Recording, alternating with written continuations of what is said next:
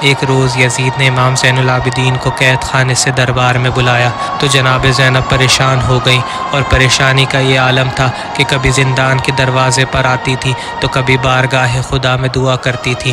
جب امام زین العابدین واپس زندان میں آئے تو جناب زینب اپنے بھتیجے سے لپٹ گئیں اور رو کر فرمانے لگیں، بیٹا یزید نے کیوں بلایا تھا؟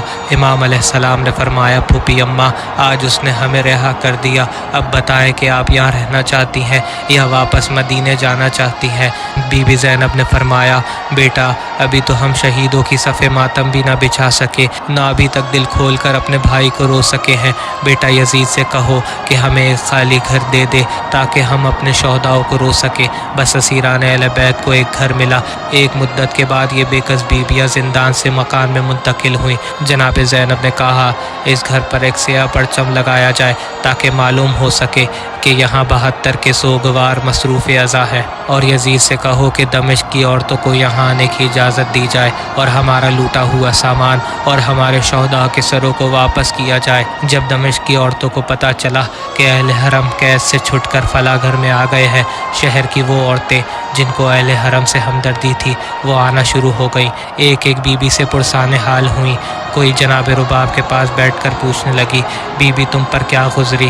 تو جناب رباب نے رو کر کہا، میرا 6 ماہ کا بچہ 3 دن کا بھوکا پیاسا ظالموں نے تیر ستم سے شہید کر دیا اور اس معصوم کے سر کو بھی نیزے پر بلند کیا۔ کسی نے جناب ام لیلہ سے پوچھا، تمہارا کون مارا گیا؟ انہوں نے فرمایا، میرا کڑیل جوان شبیہ رسول کو ظالموں نے نیزے مار مار کر شہید کر دیا۔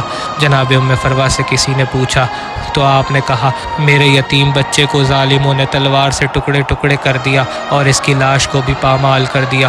تو کسی نے جناب ام کلثوم سے پوچھا تو بی بی ام کلثوم نے فرمایا، میرا 32 برس کا بھائی جو علمدار فوج حسینی تھا، ظالموں نے اس کے بازو کاٹ دیے اور گرز مار مار کر اس کے سر کو شق کر دیا۔ ایک عورت نے جناب زینب سے پوچھا، بی بی تم کس کی سوگوار ہو؟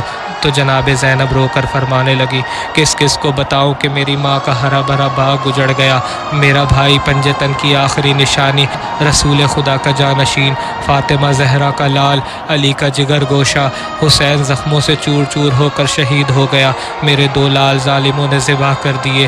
بیویوں، ہم 72 کے سوگوار ہیں، اپنی کس کس مصیبتوں کو بیان کرے، ہم پر پانی بند کیا گیا۔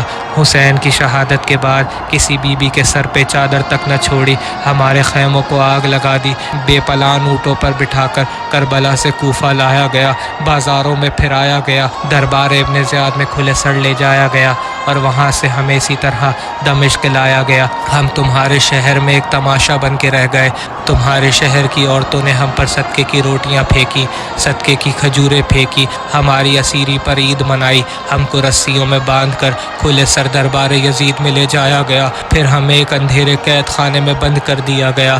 کسی نبی کے کنبے کی اتنی توہین نہ کی گئی جس طرح ہماری کی گئی، جس نبی کا کلمہ پڑھتے تھے اسی کے کنبے سے یہ سلوک، بے گناہوں پر یہ ظلم۔ ایک روز ظالموں کو خدا اور اس کے رسول کی عدالت میں اس ظلم کا جواب دینا ہوگا۔ یہ باتیں سن کر شام کی عورتوں نے اپنا منہ پیٹ لیا اور رو کر کہنے لگی، ہمیں اس ظلم کی خبر نہ تھی، خدا لعنت کرے یزید پر اور اس کی حکومت کو تباہ کرے۔ اس ظالم نے اولاد رسول کو ذبح کیا اور ناموس رسول کو بے پردہ بازاروں میں پھرایا اور درباروں میں بلایا۔